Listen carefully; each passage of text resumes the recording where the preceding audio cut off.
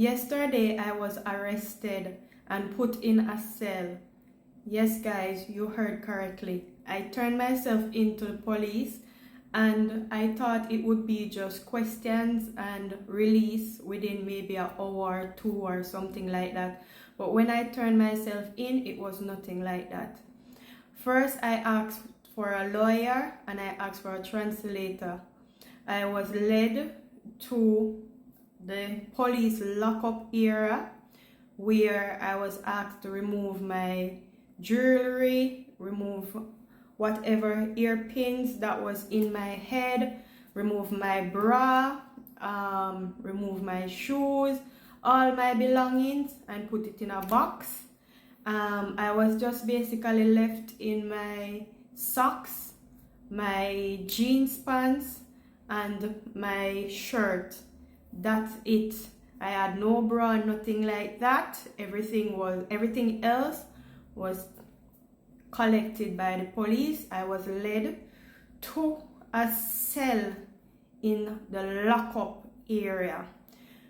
I was a bit traumatized. I am still a bit traumatized. I am still mentally shaken up by it, guys, to be honest, because in that cell smells so bad. Like the smell of it, the look of it, everything. Reality finally hit me that, guys, I am in a lot of trouble. I am now being charged, and I am being charged with 2 charges. One, I think, based on what the translator tell me, it's causing bodily harm. The other charge that I have on me is violence towards a child. Now guys, what I explained to you that day in the park is exactly what happened, guys.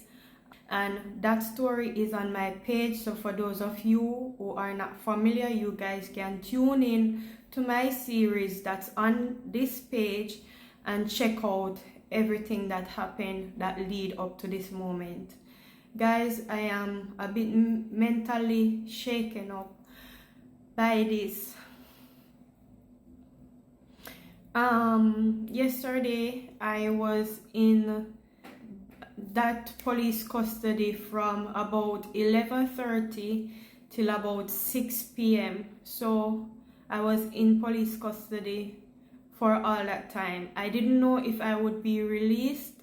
I didn't know if I would spend the night, because from what the translator explained to me and everybody explained to me is I could be held in custody for 48 hours.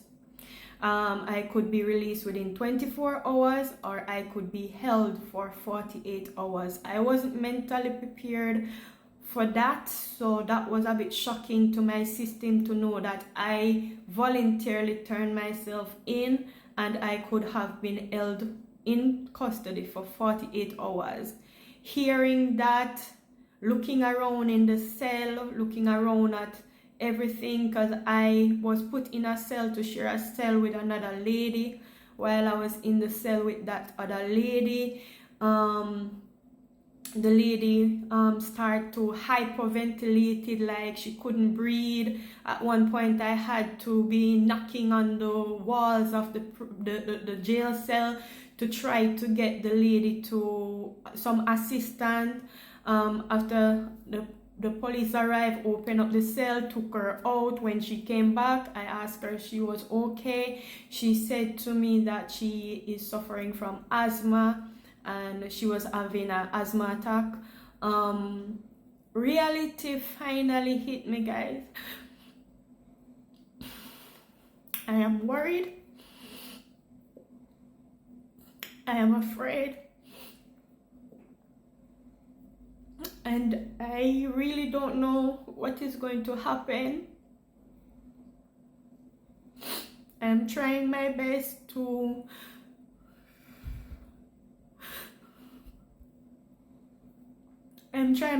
be strong, but after what happened yesterday, it really shaking me up, guys. But like I said, I know that God got me. Now I am being released, but I have to report myself back to the station until further investigation. And I really don't know what's going to happen, guys, but those charges in France are serious charges. The statement that my son gave is against me as well. I am not going to lie to you guys. You know I always keep things honest and real with you guys, my audience. My son gave a strong testimony against me.